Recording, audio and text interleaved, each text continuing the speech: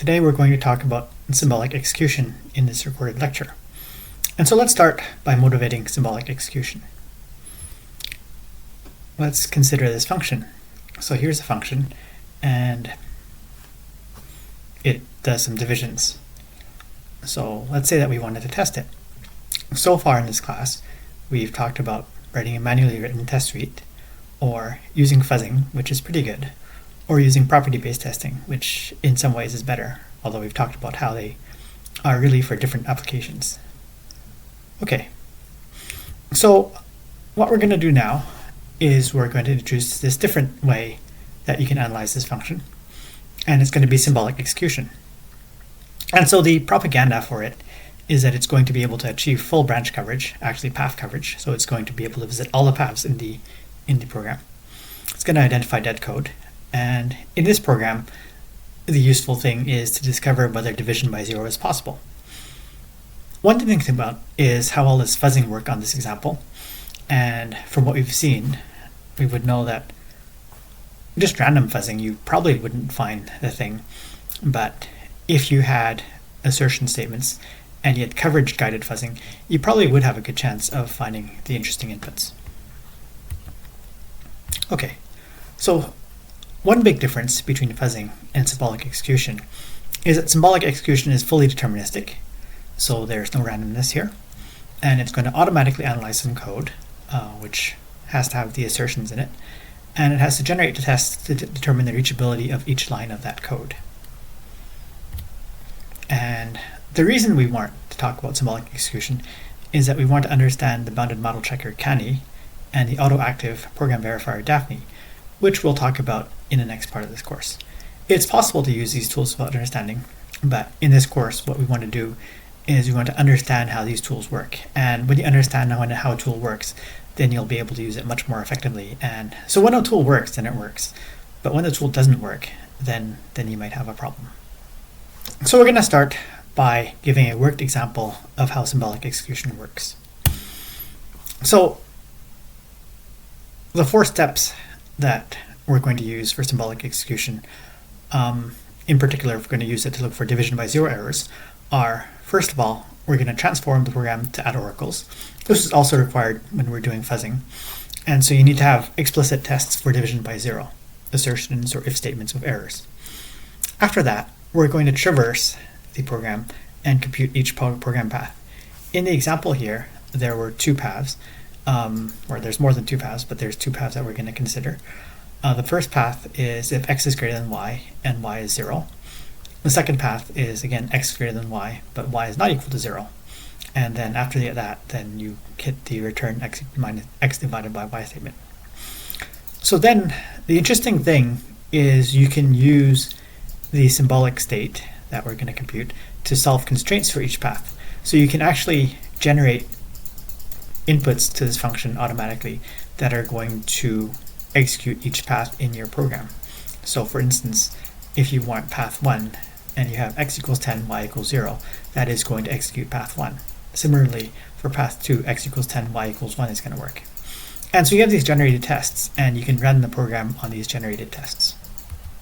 Okay, so the implications are you have this method and you have testing, and all testing is now automatic. And this testing is going to be exhaustive with respect to path coverage. So path coverage isn't everything, but we're going to execute all the paths in the program. Of course, that has issues too, and we'll talk about that at the end of this lecture. All right, so the function that we saw before and the property don't divide by 0, we're going to put some assertions before division statements. And this is similar to the assertions that we saw when we were using fuzzing. And so these assertions are going to be error properties that we're going to detect. And so we're going to assert in the first branch that y is not equal to 0 because we're going to divide by it. And in the second branch, we're going to assert that x is not equal to 0. And so that was the instrumentation path. The next 2 steps are the traversing step and the solving constraint step. And so when we traverse the program, then for each program path, we execute the program on symbolic input values and record the branch conditions that are necessary to reach each program, to visit each program path. And so you're going to know how you can reach a path. you have these branch conditions, and you want to have actual program inputs, concrete inputs that you can feed to the program to execute these paths. And so we're going to use the magic constraint solver. It could be anything, but for our purposes, it's going to be Z3. And these are going to decide path feasibility. So sometimes it's impossible to reach a path. Other times it's possible, and then Z3 will actually tell you how you reach it with which variables. So you generate test cases to reach the paths and to find bugs. And so once again, this is a function we saw before, and I just put it here so that we can flip back to it as we need to. So here's all the paths in this function, and it's a pretty simple function. There's only 4 paths. So there's the first if statement, and it's if x is greater than y. And so there's 2 test cases for that. One where y equals 0 and the assertion fails, and one where the assertion succeeds and it reaches return x equals y. The second 2 cases, or cases 3 and 4, are symmetric, except in this case x is less than or equal to y, and then we're checking x is equal or not equal to 0. So that's all the paths, and so symbolic execution is going to basically enumerate all the paths. It's not going to do it all at once. It's going to explore the paths and find the paths that are relevant to the property that we analyze. And so we have these constraints, and there's this thing called constraint solvers. Z3 is a SMT solver, satisfiability module theories. Doesn't matter too much for this course, but basically what we need to understand here is that you can state this problem. These are the kinds of problems that you would have actually seen in SE212 if you're an SE student. And so you can specify these formulas, and then you can ask it to solve these formulas. And so here what we're saying is that there is a variable x, which is int, a variable y, which is int, and x is greater than y, and y is not equal to 0. And then you're saying, hey, please find a assignment of values to x and y that make this true. And so you run sat, and it says, yep, if y equals 1 and x equals 2, that's going to satisfy the constraints that you set. So y equals 1 and x equals 2. Y equals 1, x equals 2, so x is greater than y, 2 is greater than 1, and y is clearly not 0. So you can do that, and that's a powerful tool, it turns out. Okay, so symbolic execution is old, and so here's this quote from 1975. Appears to be the ultimate technique for producing reliable programs. However, the practical accomplishments in this area fall short of a routine tool for routine use. Not likely to be solved in the immediate future, and that's 51 years ago. So maybe we have made some progress since then. All right, so yeah, what progress have we made? So these systems kind of work. They work well enough that I think it's important to teach you about it.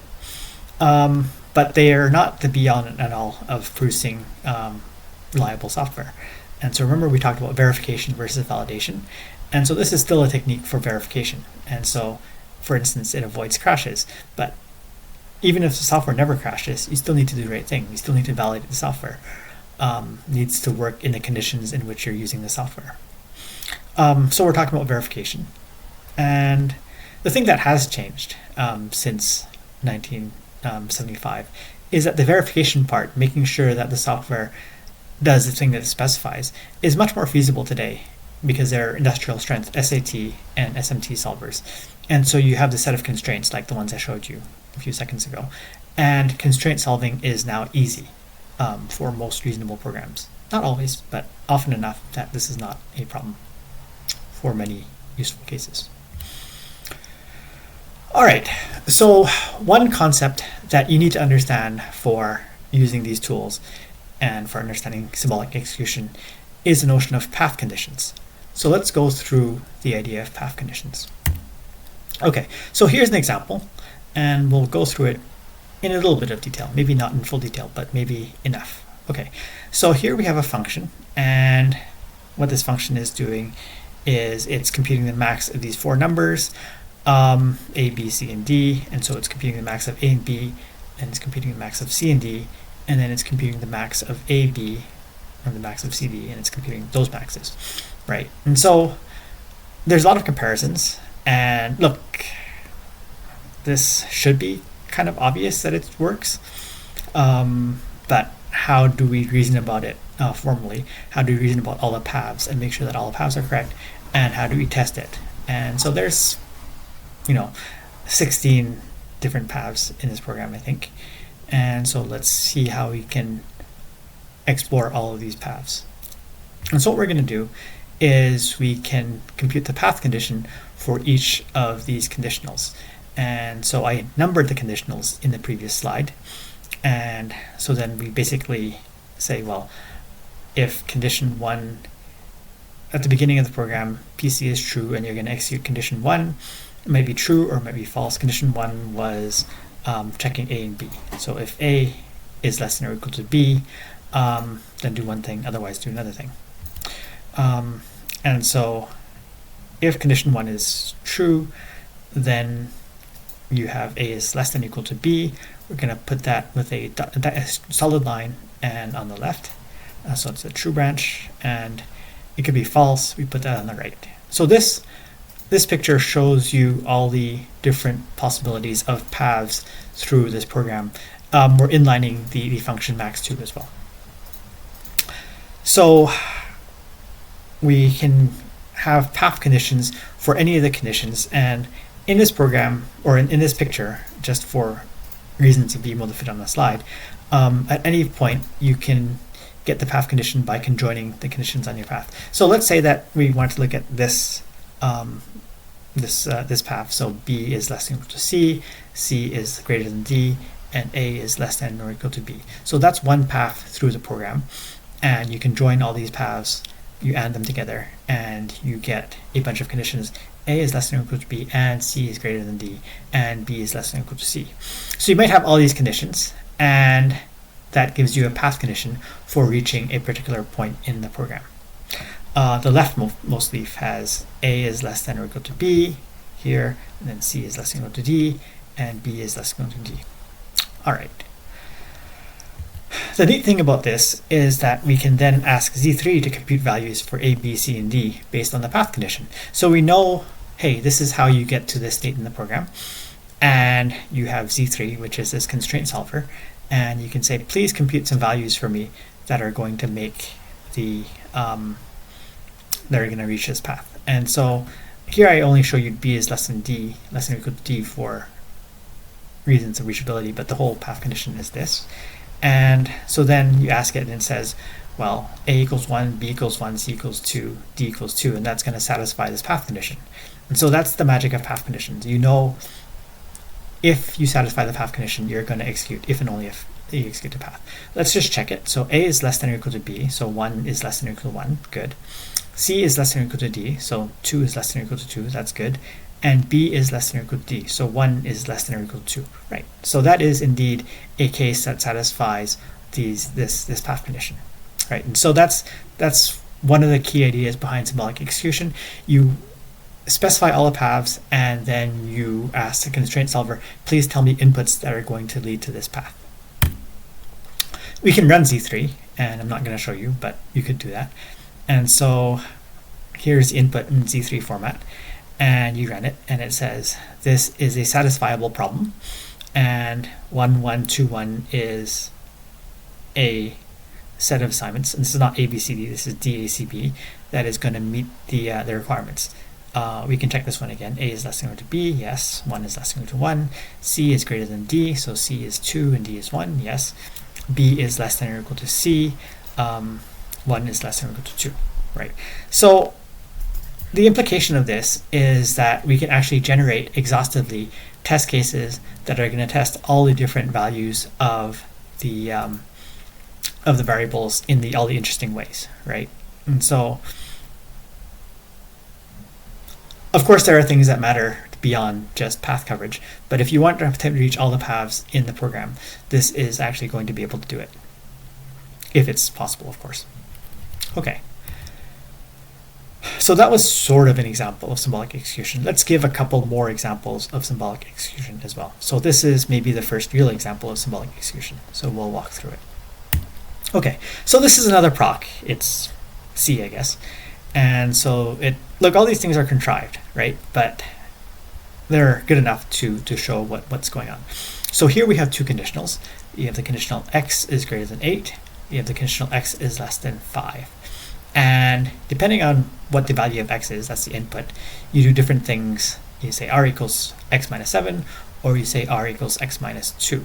And so symbolic execution, in some sense, reasons about the different things that can happen when you execute this program with different values. You can inspect this, and you can say, look, well, the interesting things are x could be less than 5, x could be between 5 and 8, or x could be greater than 8. So those are the things. And so the neat thing about symbolic execution is that it's an organized way to explore the space of different paths through this procedure. What I said was just improvised, and computers aren't that good at improvising. Okay, so what we do is we're going to compute symbolic states for the program. And so contrast this to when you actually run a program, you have the notion of a concrete state, right? So you run the program, you're like, okay, I gave it input x, I gave it x equals 5, so x is 5, x equals x plus 1, okay, now x is 6. So the whole point about why this is called symbolic execution is that now instead of x equals 5, now if x equals big X, so we're just not going to say what x is. So x is a symbolic value. And so x is just the input, we don't know what it is. We do, however, have a concrete value because we executed the first statement of the program, r equals 0, and it's like, well, r is definitely going to be 0, right? So x is big X, r equals 0, and there's no way to avoid reaching the statement after r equals 0. No matter what you do when you execute the program, you're going to get to that program point. And so we're going to say path condition equals true. So method start is always reachable if you call the method, piece equals true, the sole input is stored in little x, and r is 0. So that's a symbolic state. Okay, so just to make it easier to flip to, here's the proc again. And so what we do is we symbolically execute the program. And so there's an if statement. So program point 1, which we said, is the statement if x is greater than 8. There's two things that could happen at x is greater than 8.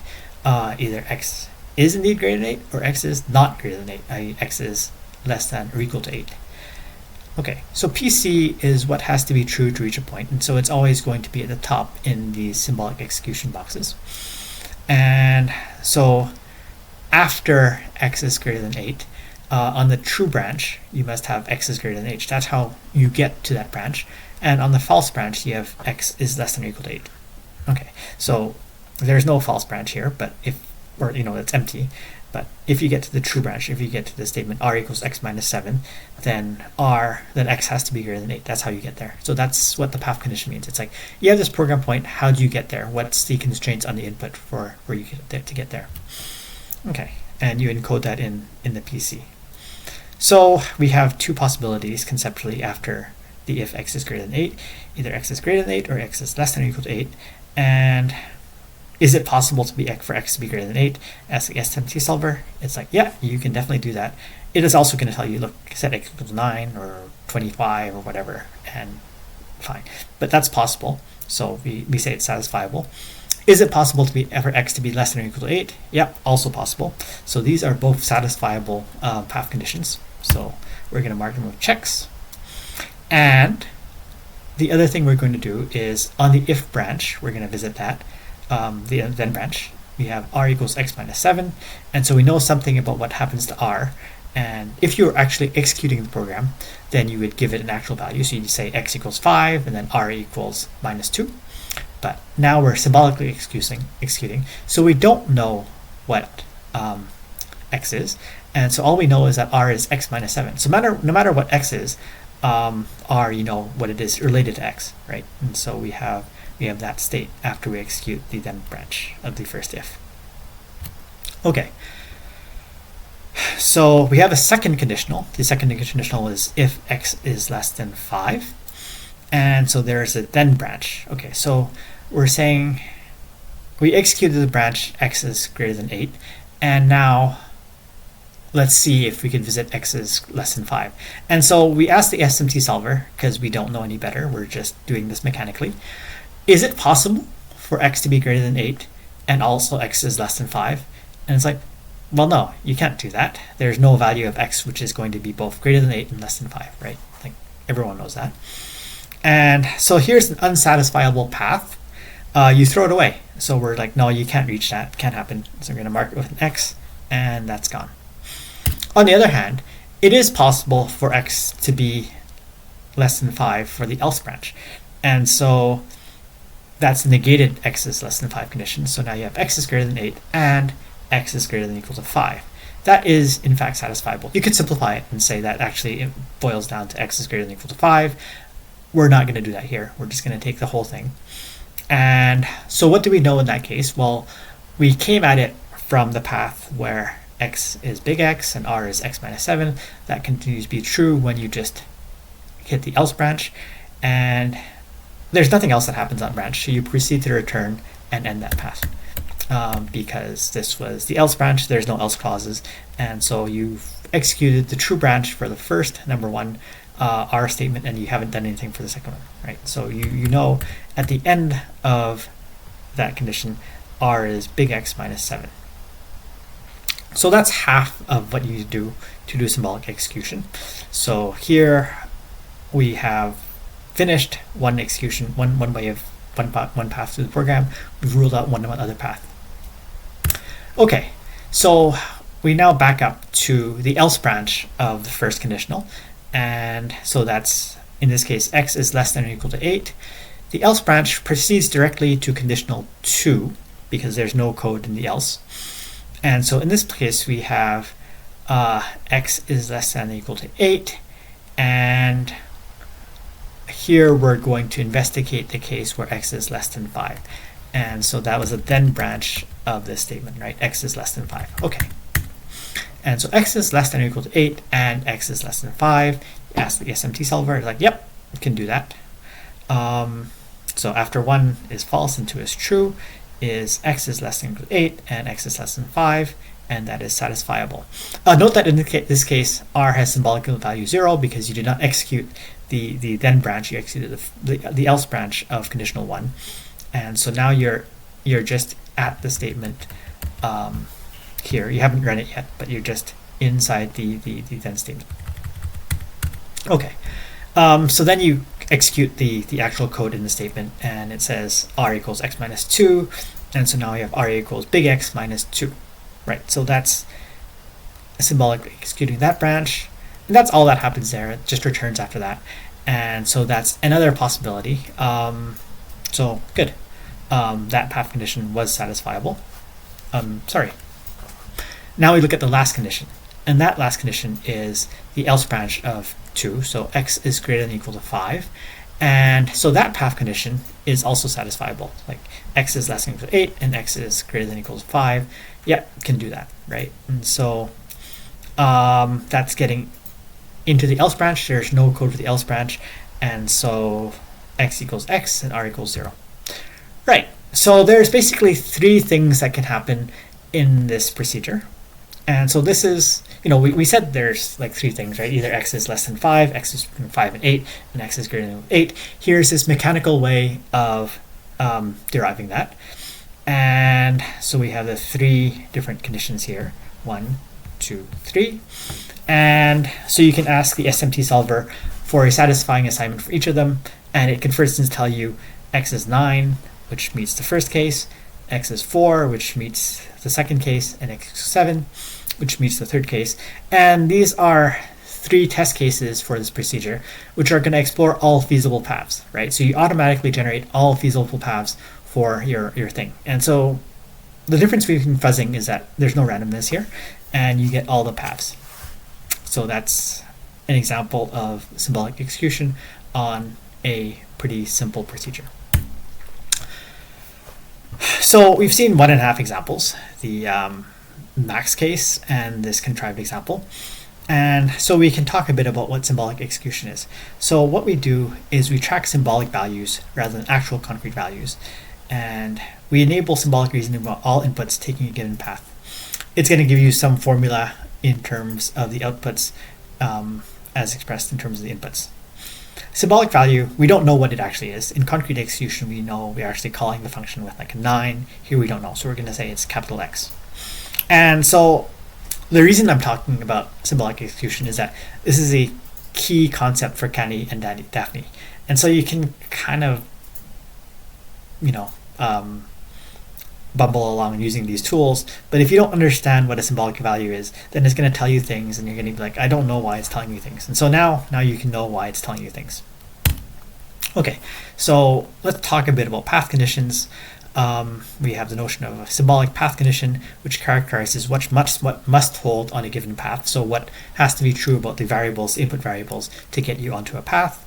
We have the notion of symbolic state, summarizes execution on all possible program states leading to a path. Path condition is a formula which is true, satisfiable if and only if the path is executable. So we saw there's the path. It's like there's no way that x can be less than 5 and greater than 8, right? So that path condition is not satisfiable. There's no way that path is not executable. And so as I've said, we used a theorem prover or a constraint solver like C3 to check if a path condition is satisfiable. And if so, it tells you what the values are, what the witness is, and that path can be taken. And so you have the input and you can execute the path of interest. So it is a powerful tool. All right, we're going to do another example of symbolic execution. And so it can find an assertion violation in this still contrived program, but a different program. And so this has 3 if statements and an assert statement. You could do it by hand, right? But it's kind of like, again, you have to be clever about it. And so symbolic, computers aren't clever. They really aren't. And so you can use symbolic execution to automatically find the assertion violation. And of course, you can say, well, values of X, Y, and Z. Sure, that's easy. But the key thing is that it's going to allow you to go back and say, well, what are the values of A, B, and C that are going to lead to X, Y, and Z? Their sum not being 3. Okay, so here, what we're going to say is that little a is big A, little b is big B, little c is big C. We're just not going to put it in the concrete state because we don't modify these values. The values we modify are X, Y, and Z, right? So we want the values of X, Y, and Z that are going to lead to their sum being not 3 and the assertion violation, or sorry, that it is 3 and the assertion violation. Okay, so once again, we have initial state, x equals 0, y equals 0, z equals 0, and pc equals true, because this is the state at the beginning of the function, and we're just going to step past the initialization values. Okay, so we're going to skip ahead. So we're going to take true branch 1 plus true branch 2. So let's look at this. So we have if a, so we're going to say that's true. So x is minus 2. And we have branch 2, and we're going to say b is less than 5. And so a, it is possible for a to be true.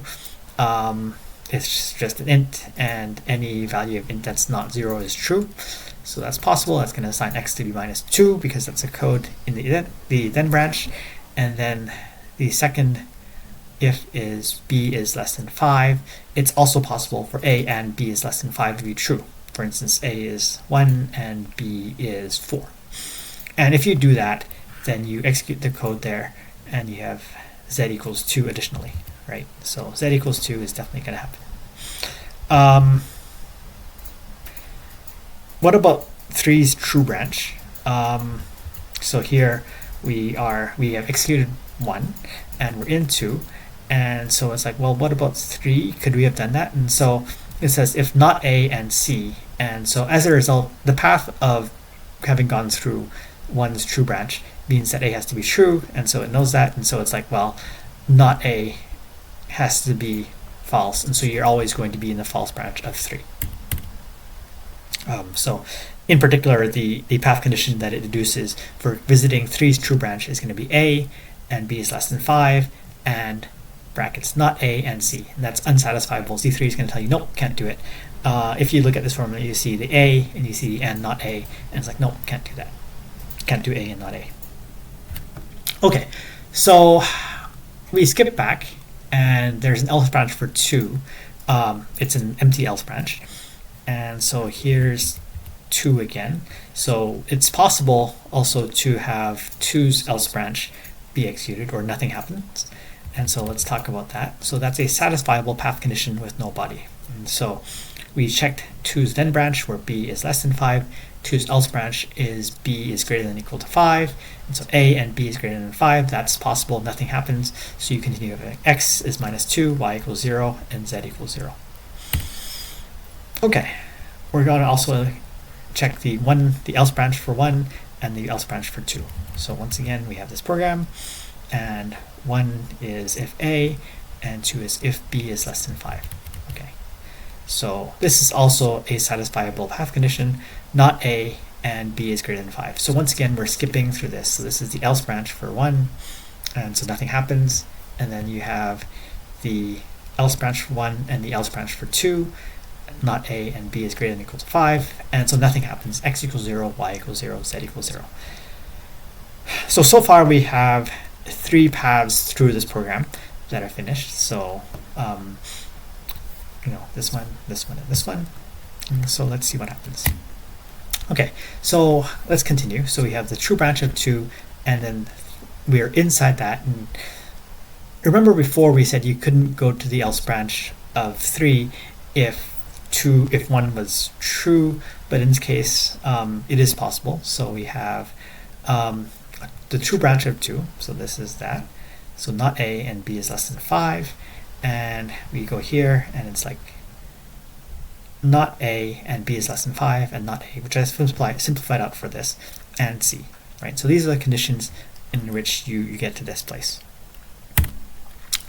There's one more condition, and so basically this is exhaustive search of all the paths, and so the final condition is if not A and B is less than 5, and not A and C, which is this one, right? And I simplify the not A and not A. So this is a path where you have X equals 0, Y equals 1, Z equals 2, and so 0 plus 1 plus 2 is 3, and that does fail the assert. So X plus Y plus Z not equals 3. SMT solver tells us A is false, B equals 4, and C is true. And if you have those values to reach this path, you're going to end up with X equals 0, Y equals 1, Z equals 2, as in 0 plus 1 plus 2 is not equals 3, and that fails as desired. So that is how symbolic execution can find the way that the assertion is going to be failed, because it's going to visit all the possible paths, including the path where it failed. It doesn't need to get the exact values of B until the end. It pushes symbolic values around, and only at the end does it actually compute the values. All right, so that's another example of symbolic execution. You basically execute the program except that you don't commit to concrete values for your variables. So let's have some commentary on symbolic execution. What symbolic execution does is it enumerates paths, and so it finds bugs that are triggered on a specific path. Like fuzzing, it relies on there being assertions in the program. To find a bug, it has to find the conditions that trigger the assertion. And bugs, like with fuzzing, can be assertion failures, buffer overflows, division by 0, things like that. So same as fuzzing, except that this is all deterministic, which is good in some ways. All right. Note that you have assertions, and to find bugs with symbolic execution, you need to compile the assertion into a conditional. So assert X is not equal to null, then instead you write if X is not equal to null, error, and symbolic execution is going to visit both branches of X is not equal to null, including the error branch, and it'll explore the error path if that is reachable. So again, like with fuzzing, we're rewriting or instrumenting the program with properties, and so it translates any safety property, bad things don't happen, into the reachability of an error call. All right, so rewriting can be explicit or implicit, and so we've shown examples where you instrument the code with explicit checks here, like assert X is not equal to null, or in particular if X not equal to null is an error. A symbolic execution engine can also implicitly check extra checks at runtime. Doesn't really matter much, but just mentioning it. So you might just, when you're symbolic executing, then you're like, okay, you have X equals 100 divided by X, and whenever you see that, you rewrite the program implicitly as assert X not equal 0, Y equals 100 divided by X, or if you have an array access, then you put the rounds check there in symbolic execution. All right, so that's classical symbolic execution. It's an idea. it seems powerful, but of course, anytime we tell you about something in lecture, usually it's something that works in some cases. You should be thinking, well, how does this work more generally? Well, it's not super powerful, and there's more complicated techniques that you could use to make it work better. Just like when we had fuzzing, then we made the more complicated coverage guided fuzzing to make it actually work. So you can do concolic execution. We're not going to do that in this course. But basically, some code is hard to analyze, and you get constraints. The constraints might be beyond the capabilities of your SMT solvers. For instance, if you have code that's computing a cryptographic hash, you're definitely going to be having a hard time inverting that, right? It's not magic. It seems like magic, it's not actually magic. There's also a path explosion problem, and so I showed you some handcrafted examples with 16 paths, but in general it's kind of exponential in the size of the program, or maybe infinite if you have loops, control flow, loops, procedures, concurrency, and this can cause lots of paths or potentially infinite number of paths. So it's an idea, it's important to know about the idea, but it's also limited as well, and if you're trying to actually use it, it can be difficult to use. However, it's useful because it's the thing that's underlying Dafny and Kani, and they have various workarounds to make it more workable as well. All right, thanks. See you on Monday. Oh, oops. There's one more slide, or at least one more slide. I guess I should have compiled it more. To analyze real code, you need to work with more than just integers, pointers and data structures, files and databases, networks and sockets, threads and schedules, and so you have to be able to handle it. But yeah, as I said, you now know enough about symbolic execution to make sense of bounded model checking. All right, that is the end.